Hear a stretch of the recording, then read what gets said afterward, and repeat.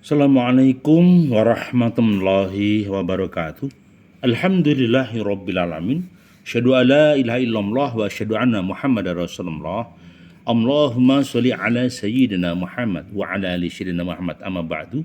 Rabbi shrah li sadri wa yassir li amri waludatan min lisani yafqahu qawli. Rekan-rekan yang kami hormati, semoga dalam kondisi sehat walafiat dalam keberkahan Allah Subhanahu wa taala. Hari ini kita dikejutkan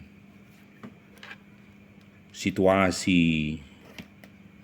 sabda alam, yaitu adanya gempa. Nah, apakah yang sedang terjadi? Gempa ini pertanda apa? Jadi telah terjadi gempa dengan kekuatan yang dahsyat 5,6 ya, skala Richter. 9 km barat daya di Cianjur, Jawa Barat, waktu gempa pada tanggal 21 November ya, jam setengah 2. Memang gempa ini tidak berpotensi tsunami, tetapi sempat menggegerkan Indonesia. Bagaimana bangunan luluh lantah. Semuanya adalah kuasa Tuhan, semuanya adalah kuasa Allah. Sedangkan Bupati Cianjur, Herman Suherman, mengatakan bahwa tidak sedikit rumah warga hingga gedung sekda hancur karena goncangan gempa yang luar biasa. Sedangkan beberapa warga histeris pontang-panting, listrik padam, semua bangunan hancur satu persatu. Ini pertanda apa? Ada orang yang bilang itu kuasa Tuhan. Ada orang yang bilang itu sabda alam yang bicara di dalam kehidupan nyata di belahan bumi Indonesia. Apakah kita mengerti bahwa sabda alam ini nyata dan realita? Kalau Allah menggerakkan lempengan bumi, sudah berantakan dunia dan kehidupan ini. Jadi ada apa ini? Bahkan wilayah yang paling parah itu di Kecamatan Cugenang, sementara wilayah Cianjur Selatan berdasarkan laporannya masih agak aman.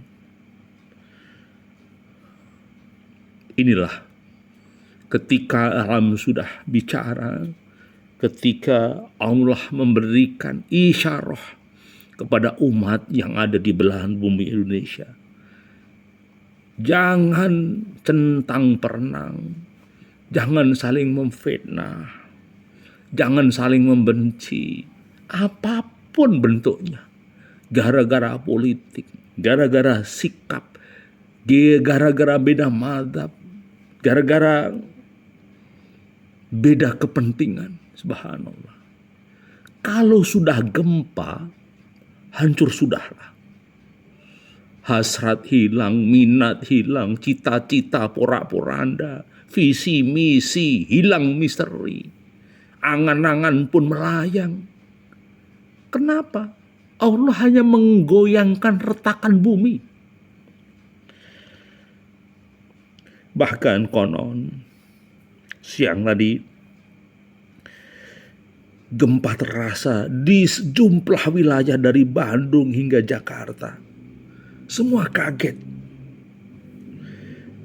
Padahal sebelumnya Badan Meteorologi, Klimatologi dan Geofisika BMKG mengingatkan akan adanya gempa susulan usai gempa magnitudo 5,6 yang berpusat di Kabupaten Cianjur, Jawa Barat. Tetapi manusia tahu, ilmu dan teknologi bisa mendeteksi. Tetapi apa yang terjadi? Apa daya? Bangunan tetap roboh, rumah tetap hancur, semuanya dibuat cerai-berai.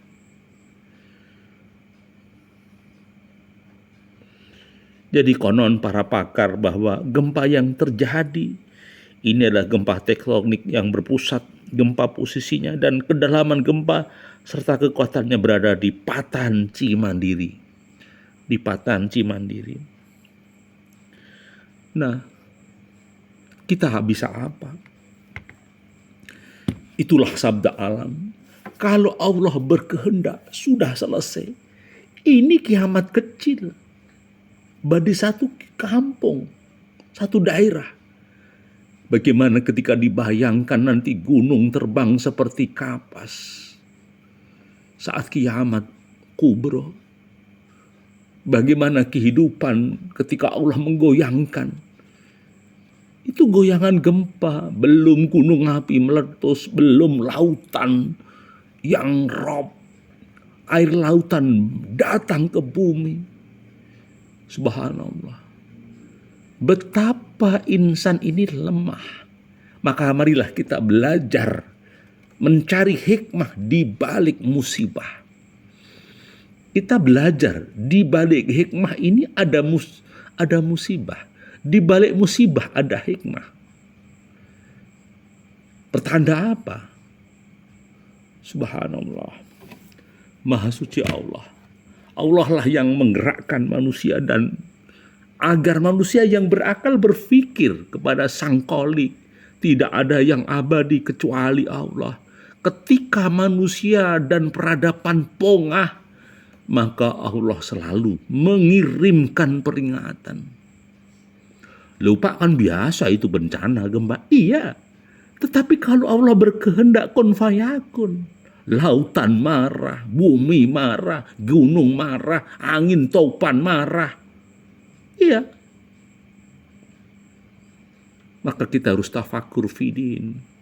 Kita harus merenungkan kehidupan kita bahwa kehidupan ini tidak ada yang abadi.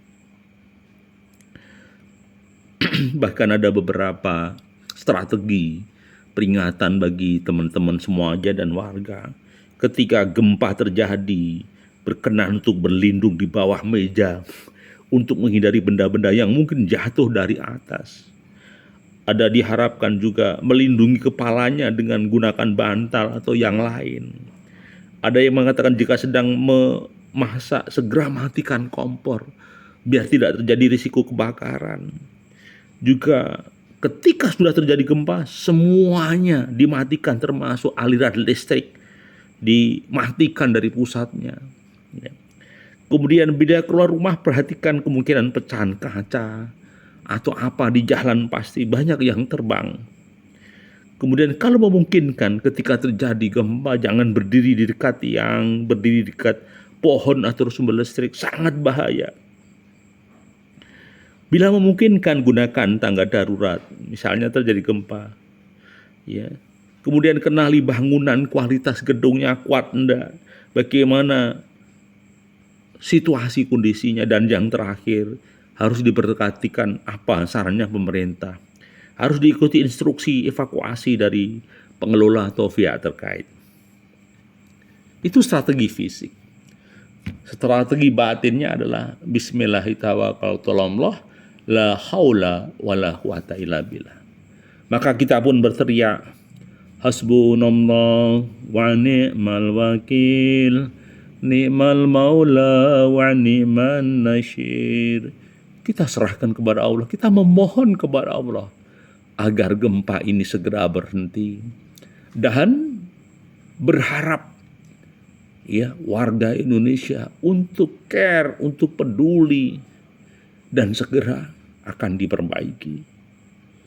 Tentu butuh waktu khusus, butuh pemulihan, semuanya butuh orang-orang yang hebat dan kuat untuk menyelesaikan persoalan-persoalan gempa bumi. Baik, ada yang mengatakan bahwa gempa yang bersumber dari megatrust di selatan Jawa diperkirakan bisa setiap 400 tahun. Ya. Bahkan dengan kekuatan 8,8. Bayangkan saja. Kekuatan yang kecil aja seperti ini. Kekuatan 5, apalagi kalau 6 ke 7, 8. Apa yang bisa dibayangkan? Mungkin akan terjadi kiamat kecil dalam kehidupan kita. Makanya mau tidak mau sudahlah. jalankan saja kehidupan ini. Apapun yang terjadi itu kuasa Allah, ya. Kita harus cermat, Barangkali Allah sedang memberikan peringatan di Quran surat Al-A'raf dengan lafaz yang sama, ya. Jadi hati-hati, cermati bahwa kehidupan memang ada akhirnya. Kehidupan ini ada rahasia Allah yang kadang kita tidak ngerti. Kenapa itu terjadi? Memang ini kuasa Allah. Maka sekali lagi kita kepada teman-teman semuanya yang ada di Cianjur, kita ikut berbela-sungkawa, berbila derita. Semoga semuanya akan berlalu baik-baik saja dan segera bangkit dan untuk mengatasi semua masalah yang ada. Saya yakin nanti pemerintah daerah pasti akan senantiasa mengurai persoalan-persoalan bangsa dan persoalan bencana alam. Tentunya harus ada tanggap bencana, ya. Kalau tidak tanggap bencana menjadi masalah dalam kehidupan kita. Oke? Jadi kita harus sadar bahwa Allah lah yang mengatur kehidupan ini, ya. Allah lah yang mengatur dalam kehidupan ini. Karena itu mereka ditimpa gempa, maka jadilah mereka mayat-mayat yang berkelimpangan di tempat tinggal mereka. Ya, jadi ingat itu cerita-cerita dari kitab suci berkaitan gempa. Ya, firman Allah, ya, yang dialami Nabi Syuaib. Lalu mereka dibinasakan oleh gempa bumi sehingga pagi harinya mereka bergelimpangan. Tidak jauh beda dari kedua ayat di atas di Quran surat Hud ayat 67 pun. Dan orang-orang yang dianiaya, ya, orang-orang yang aniaya itu ditimpa suara gemuruh.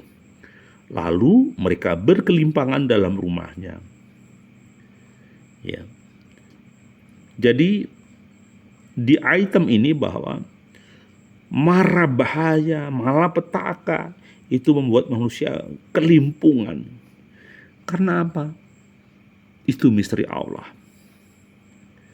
Maka sekali lagi kita harus cermat, ya. Jangan sampai mendustakan ayat-ayat Allah. Ya.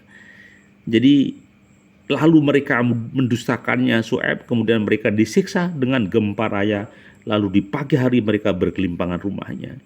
Jadi kisah orang yang mendustakan para nabi maka hancur berkeping-keping.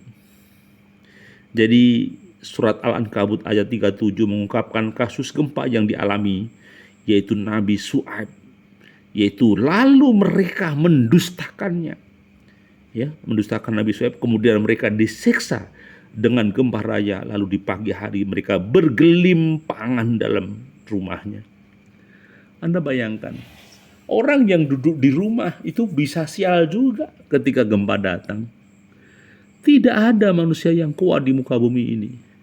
Semua yang merasa hebat dan kuat hanya entertain saja, ya, hanya permainan saja.